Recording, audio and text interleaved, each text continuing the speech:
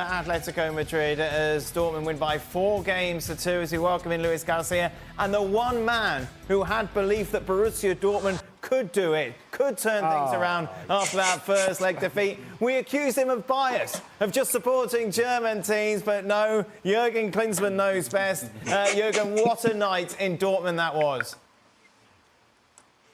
It was a special night in Dortmund. It was unbelievable to watch this game. Obviously, it started furious. After 3-4 minutes, it could have been 1-1 already. Sabitzer had a big chance. Then Morata had the other one. It could have been 1-1 already after 5 minutes, basically. Then Dortmund really got into a rhythm and scored the first 2 goals, which I agree with. The goalkeeper didn't look so well in both of those goals. Then Atletico Madrid came back, second half. Correa made a difference. Correa came on and they equalized then. But I had the feeling from the beginning on that the players from Borussia Dortmund, they were ready for that fight. They were committed. They were committed to go through into the next round. You could see the body language. You felt the energy. There was great leadership of some of the players like Emre Can. He played in front of Hummels and Schlotterbeck. He played a fantastic game. Sabitzer got better and better the longer the game went on. And when you look at the third goal, when you look at that goal from Füllkrug, just fantastic. The fantastic run that he makes, he loses his defender, he goes in front of him then and scores that header. And then the stadium, obviously, gets out of control. 80,000 fans, they sang, that was loud, it was fantastic atmosphere. Then they made another goal and they go into the next round. And this is what it is all about. Champions League in March, April is crunch time. And you as a manager, as a coach, you have to hope that your big players really step it up. And this happened today with Borussia Dortmund. Hummels stepped it up. Even if he had their own goal, he was always positive. He was always encouraging his teammates. Emre Can was the leader there from behind. They believed in it. And they knew that's going to be very, very tough against this feisty Atletico Madrid team. But they made it happen. And I think they really deserve to go through into the semis now.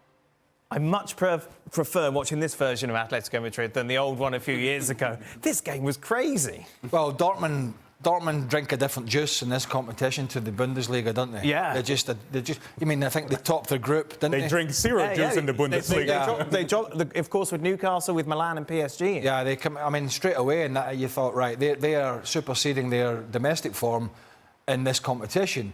But still, again, if you'd have said semi-final of the Champions League, no, I didn't. I could not see that. They got Maatsen on loan from Chelsea. He was on loan at Burley, not deemed good enough to play at Stamford Bridge. You got Sancho, surplus requirements at Man United, potential attitude problem, conflict with Ten Hag, feels more comfortable there. And Füllkrug's goal, as Ali mentioned, that was an absolute. Talk about a striker's goal. Early ball, ball in the box, gets across his defender. Terrific, just absolutely terrific. But do you remember we used to say nobody wants to play Atleti? Nobody's saying that now because I talked about this the other day. They're not I think the last time they kept a clean sheet was around February time. They're just not keeping this dire dull Atleti is just not keeping clean sheets. Even at the weekend against Girona, lost a goal. And should have lost 2 when they should have had a penalty against them, won the game. But they're just not solid at the back. And that's a problem. And in some sense, we're even lucky to be in this position that they're in. Because if you remember the game in the San Siro against Inter, the only reason the second leg was achievable was because Inter Milan were so wasteful in the final third. Otherwise, Atleti would have been out. So the warning signs were there and have been for a while. But Dortmund took advantage of it. Inter will be kicking themselves because that game should have been 3 or 4-0 easily in the San Siro. It wasn't, and they allowed Atleti back in. But I did say this for Dortmund. The way that the ties worked out was much more beneficial for them. The fact that they go back to Dortmund in the second leg rather than having to go to the Metropolitana. That worked out really well for them, but they took advantage of it. Jurgen, just explain how you can have a team that's 23 points off Bayer Leverkusen at the top of the table in the Bundesliga that can go through a group, as Craig mentioned, that included Milan, PSG and Newcastle, can now beat Atletico Madrid and can now be in the semi-finals of the Champions League. How can their form be so different within these two competitions?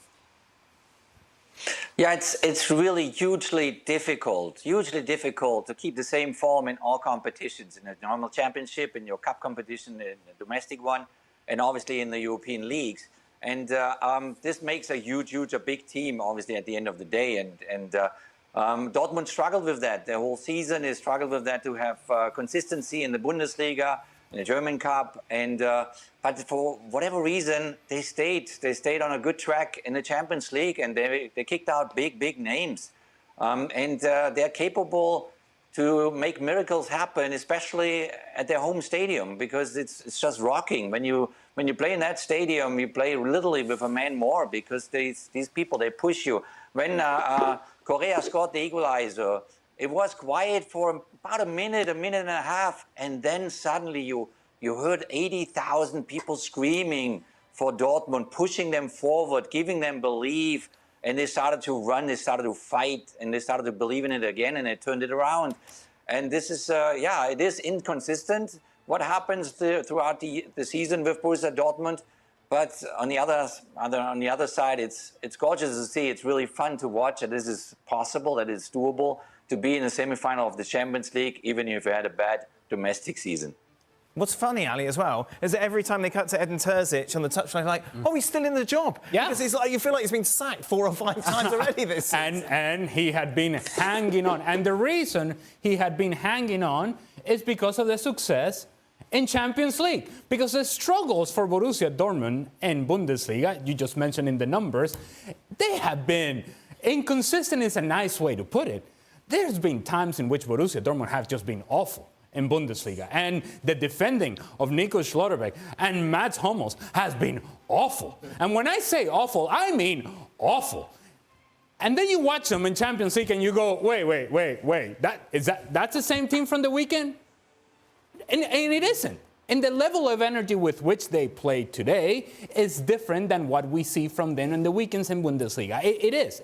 That's just factual. It's not even opinion. You just watch them play, and they're two different versions of Borussia Dortmund. And I'll go back to the second half of the first leg and how much of a reaction there was from Borussia Dortmund away from home. They were 2-0 down. Yeah, and it felt like it was all Atletico Madrid. But in that second half of the first leg, you saw a much better version of Borussia Dortmund. And I'll use a word that Jurgen loves. Much more proactive.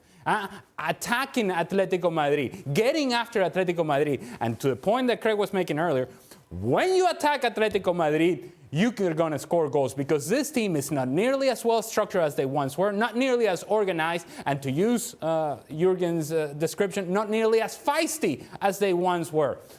Part of that is the fact that I just don't think they have enough intensity or energy through the midfield. The legs are not there. Watching Koke trying to defend is painful. Watching Rodrigo de Paul trying to defend while you admire the way that he throws his body around is painful once you have guys that have speed and that can run off the shoulder of Koke, that can run off the shoulder of Rodrigo de Paul. And you see Savitzer getting into the box and nobody trailing his runs. And where are the trailing midfielders? Where are the defensive midfielders for Atletico Madrid? They're not there. And then you're saying, okay, well, you know what? We have defenders that can take care of those runners. Well, no, because Witsel is not a center back. He happens to be playing in that position now because he can't get around in the midfield any longer. And so he's much better when he can just read the game and step into pressure. But when you run by him, he can't stay with you. And that's been happening time and time again for Atletico Madrid. Borussia Dortmund have exposed that over the course of 2 legs. If anything's going to send Simeone back into his defensive strategy, it's this season. He's going to say, you can imagine him sitting down with the Atleti board and going, listen, everybody wanted this open football, I've given it to you, and it's not really, it's given us nothing. And I just feel that, since they've got away from that, if you watch the Liga, they've been really exciting. I say exciting. They've been really good to watch at times. Yes. Very attacking, very open, but it's as poor defensively as I've seen them in a long time. Being open, Simeone's teams being open does not suit his style. What a week you've had, eh, Luis? Liverpool rubbish, Barcelona out, Atleti now joining that club. Thanks for having me, guys. It's been a pleasure tonight to talk about Barcelona departure and now Atletico in Madrid.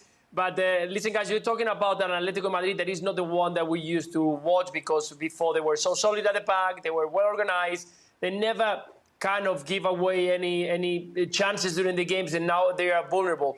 But to be honest, when I saw today once again Azpilicueta playing as a left wing back, I thought, yes, they're going to see it on the back. And when you play against a team that is so dynamic, with that energy on the wide flanks, that they can play with Adeyemi and Sancho and Beatis in the second half, speed players arriving in the second line, you're going to struggle. You cannot defend for 90 minutes against a team that has got that fantastic dynamism.